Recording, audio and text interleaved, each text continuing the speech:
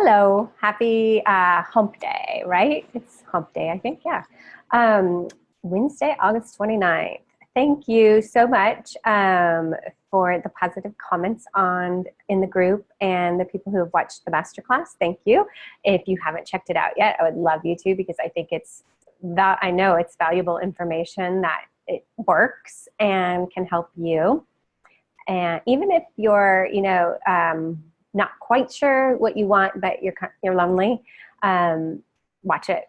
I mean, if you don't have a partner in your life, then you're probably lonely. I know friends can only go so far. We all need romantic relationships. We all deserve them.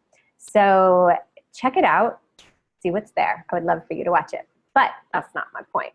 Why I'm here today is because I was talking the other day with a colleague, and I've completely been floored at how powerful this is. Each time I see the transformation, I'm even more floored because it is helping. A lot of what I do is help clients in the first phase of our work together, detaching from their divorce story. And it's not always just the story they say. Some of them come in like, yeah, we're really good friends, like everything's great, or it was my decision, so bygones be bygones, whatever. Or a lot of women come in pretty hurt and crushed. So there's the full scale, and I want to say 9 out of 10 of them, 90%, 95 to 99%, haven't fully detached from their story. So I would invite you to consider this and to really know the symptoms and the triggers and how you can be aware if you haven't detached yet. I'm not going to say you probably haven't, but my assumption would be, from talking to so many women, you probably haven't. And if you're maybe even struggling in relationships with other men, you for sure haven't. So here are, and none of this is finger pointing, you should have. None of it's shame or blame. All of it's to help you get on the other side of it, because this is a big one. So here are a few of the questions that we go through in my program to help women, just even identify if they haven't. So I wanted to share a few of those with you. I won't bore you for too long, but just if you could really, I think a lot of times we separate our head from our heart. We think that, logically, yes, like, I haven't been married for 10 years. Of course I've detached. Time does not detach you. Time might lessen the sting maybe, but those emotions are still there. If you really get out of your head and you sink into your heart, not sink into your heart, lift into your heart, and really ask yourself an honest question: have I detached? So some of the symptoms you can tell are if you, like I had one client who said the other day, her children asked her to tell her about how she met their dad, her ex-husband. And her eyes teared up. I'm like, okay, that's awesome. Awesome feedback. Awesome. You haven't detached. So that's the clearest symptom, symptom that you need to do some work to detach, is if the thought of going back in time triggers sadness, emotion, tears, that is just like right there, telling you. Or if it triggers anger, if you're pissed off, if you think about back, like, what a fucking waste of time. Like, he ruined my life. If you look back with fear, anger, sadness, bitterness, remorse, regret, all those are symptoms that you haven't detached. Then I would say also, if like just him, the idea of him personally, physically, or his name comes up, or how often are you talking about him? How often are you in his business? How often are you ranting about things he's doing? I see a lot of that, and that I have to just keep telling you, none of this, we don't do any blaming, shaming. We all just we note and we get you past it. So I want you to do the same. None of this is to beat yourself up. All of it is to become aware if you're doing it. If the thought of him still triggers an emotion, even if haven't seen this as much, but even if it is, you miss him and you want him, you know, and you feel like he left you. Interesting, I haven't seen that as much, but I've seen more of the hurt and that it was my fault. I screwed up. Or I've also I keep throwing all these out there, but there's so many different ways this manifests. But even if the divorce was, you know, mutual or more, you wanted it. When you think it, do you feel bad about that? Do you feel guilty for your kids? Is there the guilt? So all of these emotions, if it's triggering any emotion like that, that's negative: shame, blame, guilt, anger, sadness, fear, jealousy. I need to have the list in front of me, but I don't have it with me. That is the warning sign that you haven't detached. And I say warning sign because you have to.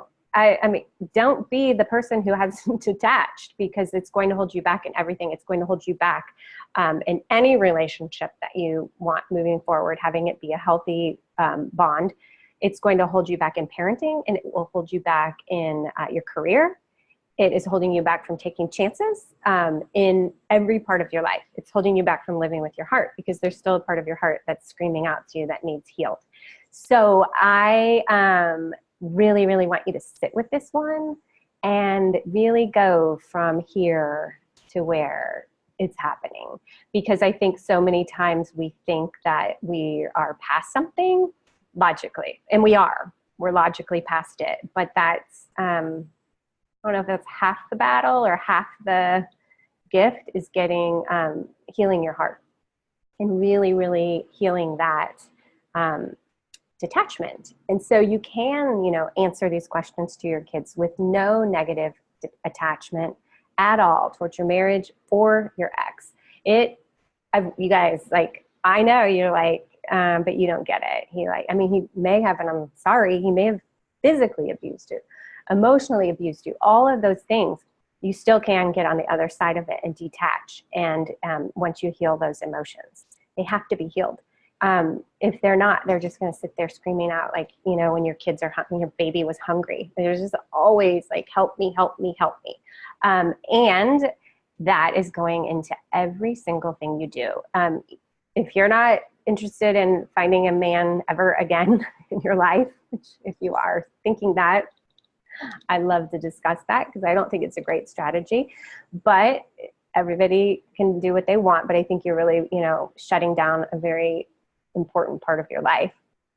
But if you want to feel love again, and you want to feel, you know, that connection with somebody, man or woman, whatever you want, but you want a romantic relationship. I know you may have a lot of great friends, and I know you might be close with your parents or not, and you have your kids, but you need a romantic relationship. So and you need it to be one that like lights you on fire and lights you up, not just one that's like, yeah, he calls me and, you know, we go to movies together or something. You deserve way more than that. And thank you, Amanda, for that shout out. I love that resonated with you.